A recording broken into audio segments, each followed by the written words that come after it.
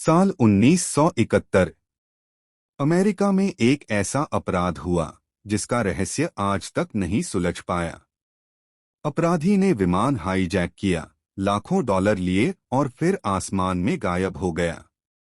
उसका नाम था डी कूपर। शुरुआत 24 नवंबर 1971 की शाम एक आदमी अमेरिका के शहर पोर्टलैंड के एयरपोर्ट पर पहुंचा। उसने अपना नाम डैन कूपर बताया और नॉर्थ वेस्ट ओरिएंट एयरलाइंस की फ्लाइट 305 का टिकट खरीदा। वह शांत स्वभाव का था। उसने काला सूट पहन रखा था, सफेद शर्ट और काली टाई लगाई हुई थी।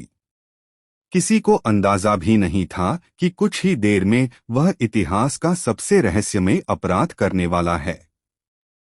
विमान में क्या हुआ? विमान उड़ान भर चुका था। कुछ देर बाद उसने एयर होस्टेस को एक पर्ची दी।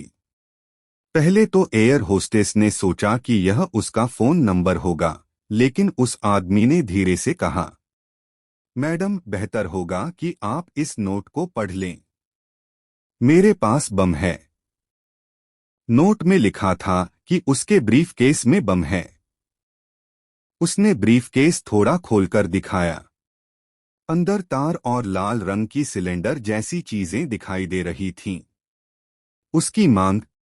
उसने अधिकारियों से मांग की। $2 लाख नकद, 4 पैराशूट, विमान में ईंधन भरने की व्यवस्था। उस समय $2 लाख बहुत बड़ी रकम थी। यात्रियों की रिहाई। विमान को सियाटल में उतारा गया। अधिकारियों ने उसकी सभी मांगें पूरी कर दीं। कूपर ने सभी यात्रियों को सुरक्षित छोड़ दिया। अब विमान में केवल कुछ क्रू सदस्य और वही रह गए। आसमान में छलांग। उसने विमान को फिर से उड़ने का आदेश दिया। रात का समय था, बाहर तेज बारिश हो रही थी। कुछ देर बाद उसने विमान का पिछला दरवाजा खुलवाया। लगभग 10,000 फीट की ऊंचाई पर तेज हवाओं और अंधेरे के बीच उसने पैराशूट पहना, पैसों से भरा बैग लिया और विमान से छलांग लगा दी। और फिर वह कभी दिखाई नहीं दिया।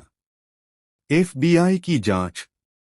फेडरल ब्यूरो ऑफ इन्वेस्टिगेशन ने अपने इतिहास की सबसे बड़ी जांच शुरू की। हजारों संदिग्धों से पूछताछ हुई। जंगलों की तलाशी ली गई। नदियों की जांच हुई। लेकिन डी कूपर का कोई पता नहीं चला। क्या वह बच गया? आज भी 3 बड़े सवाल हैं। पहला सिद्धांत, वह छलांग के दौरान मारा गया।